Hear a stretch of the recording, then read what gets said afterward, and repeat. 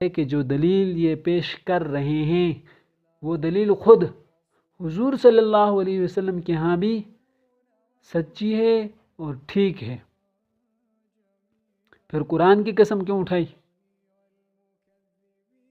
کیا مشرکین قرآن کو مانتے تھے، یا قرآن کا ان کے ہاں کوئی مقام تھا کہ قرآن کی قسم اٹھائی؟ تو اس کے دو جواب ہو سکتے ہیں۔ پہلی بات تو یہ، مشرکین کے ہاں قرآن کا ایک مقام تھا، وہ قرآن کو معجز مانتے تھے۔ کیونکہ جب قرآن اترا تو قرآن مجید نے 3 چیلنج کیے کہ اس طرح قرآن لے آؤ، نہیں لا سکتے، 10 صورتیں لے آؤ، نہیں لا سکتے، 1 صورت لے آؤ، ٹھیک ہے۔ جب وہ 10 صورتیں بھی نہیں لا سکے، پورا قرآن بھی نہیں لا سکے، 1 صورت بھی نہیں لا سکے، تو معلوم ہوا کہ یہ کلام جو ہے یہ مخلوق کا کلام نہیں، یہ اللہ تبارک و تعالیٰ کی طرف سے کلام ہے۔